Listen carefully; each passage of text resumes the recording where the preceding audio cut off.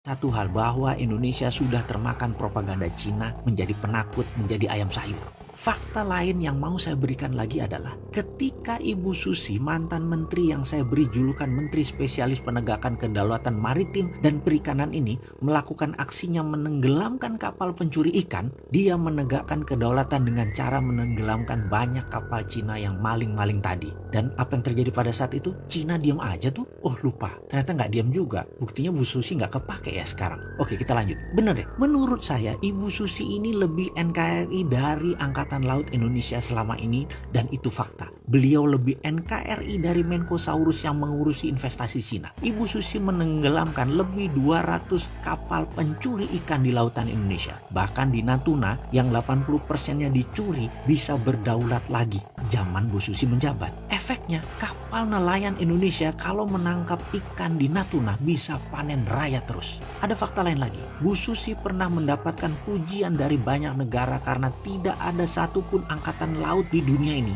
yang pernah dan berani menenggelamkan kapal Cina lebih dari 100 buah, dan Bu Susi sudah melakukannya. Itu dulu. Kalau sekarang Coast Guard Cina kawal nelayan Cina yang katanya mengejar ikan Cina dari zona ekonomi Cina menuju wilayah zona ekonomi Indonesia. Jadi bukan mencuri ikan, dia ngejar ikannya yang ngabur. Oke, kita tanya terbalik deh. Kalau ikannya kita kejar sampai zona ekonomi Cina, masalahkah? Apa nggak nelayan kita dibom sama pasukan angkatan laut Cina? Lah kok dikasih masuk di sisi baliknya wilayah Indonesia oleh Cina? Emang kita takut? Takut apa, Pak? Oh iya, katanya dalam sidang kabinet waktu dulu itu, perilaku Bu Susi mendapatkan banyak kritikan dari negara Cina, kata seorang pejabat yang sering membela kepentingan Cina Tiongkok di Indonesia. Lalu dia menyarankan dari saat itu hingga saat ini untuk Laut Cina Selatan untuk dibiarkan, berikan saja Cina untuk memakainya. Seperti Tiongkok lakukan selama ratusan tahun sebagai traditional fishing groundnya Cina. Dilanjutkan katanya, dengan demikian Cina akan terus membantu Indonesia dari sisi lain, yaitu sisi keuangan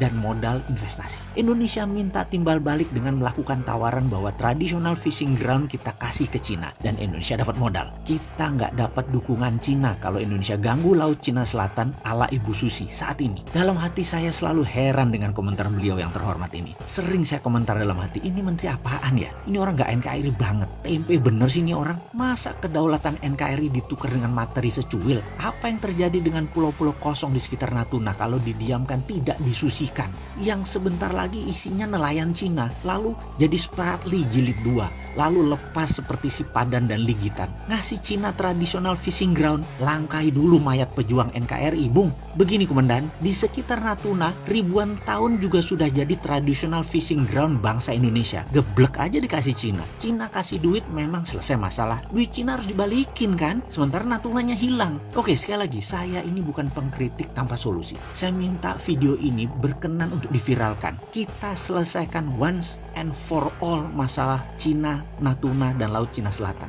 Mulai sekarang di seluruh buku pelajaran nasional ganti nama Laut Cina Selatan menjadi Laut Natuna Utara. Itu traditional fishing groundnya bangsa Indonesia. Saya minta Menteri Luar Negeri melobi PBB, melobi Mahkamah Internasional bahwa kami bangsa Indonesia dengan ini menyatakan wilayah utara kami bernama Laut Natuna Utara. Ini adalah branding yang mencabut akar masalah dengan pemahaman Laut Cina Selatan punya Cina. Nanti dulu, di sisi utara Indonesia ini brand baru nasional. Sahabat, bantu NKRI untuk membranding kedaulatan sisi utara ini. Kontribusi kita kecil, tapi kalau diviralkan ke jutaan orang, maka ini menjadi collective belief bangsa Indonesia. Ini paradigma Indonesia baru, Laut Natuna Utara.